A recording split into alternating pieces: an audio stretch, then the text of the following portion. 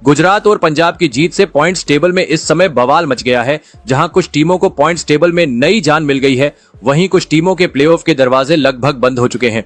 अब यह साफ दिखने लगा है कि 3 टीमों ने तो प्लेऑफ में अपनी सीट लगभग पक्की कर ली है। इसके अलावा 4 टीमें ऐसी हैं जिनका पत्ता लगभग पूरी तरह से साफ हो चुका है और बची हुई एक सीट के लिए अब 3 टीमों के बीच तगड़ा मुकाबला देखने को मिलेगा। दोस्तों, आईपीएल 2025 में रविवार के दिन 2 मुकाबले खेले गए थे, जहां पहला मुकाबला पंजाब और राजस्थान की टीम के बीच में खेला गया।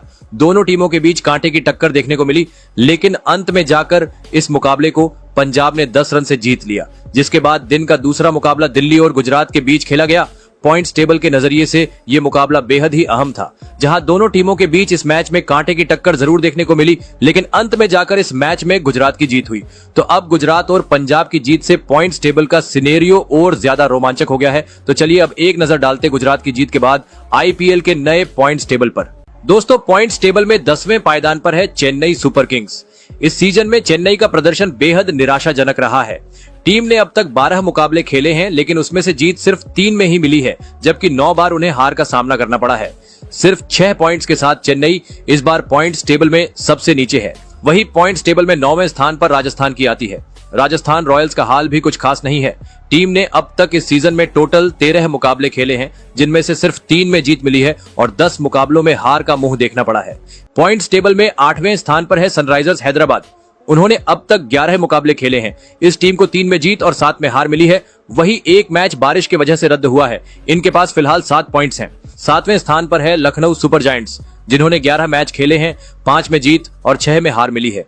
इनके पास 10 पॉइंट्स हैं। लखनऊ की स्थिति अभी मैथमेटिकली ऑन है, प्रैक्टिकली डिफिकल्ट जैसी हो गई है। जिसके बाद 6वें स्थान पर आती है अजिंक्य रहाणे की कप्तानी वाली कोलकाता नाइट राइडर्स। कोलकाता की टीम के 13 मुकाबलों में 5 जीत, 6 हार और 2 नो रिजल्ट रहा है। कुल 12 पॉइंट्स के साथ यह टीम पॉइंट्स टेबल में 6ठे स्थान पर बनी हुई है।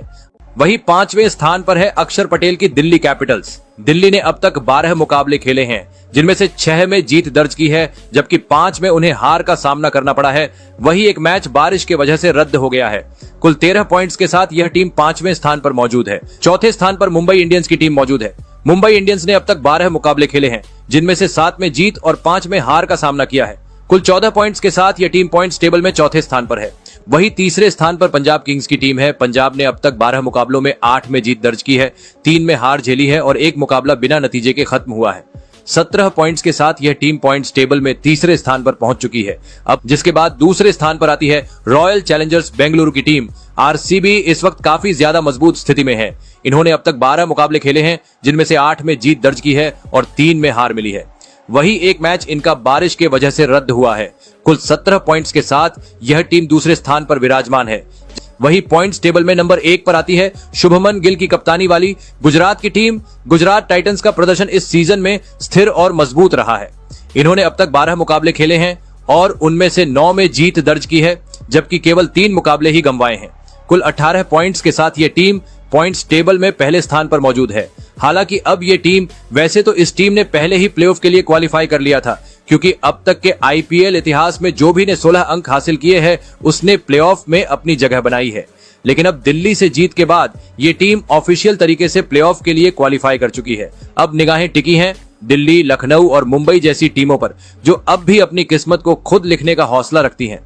अगले कुछ दिन आईपीएल 2025 की सबसे दिलचस्प रेस बन चुके हैं प्लेऑफ की रेस के नजरिए से। बाकी दोस्तों, आपके हिसाब से कौन सी 4 टीम प्लेऑफ के लिए क्वालिफाई करेगी? आप अपनी राय कमेंट में जरूर बताइएगा। खत्म।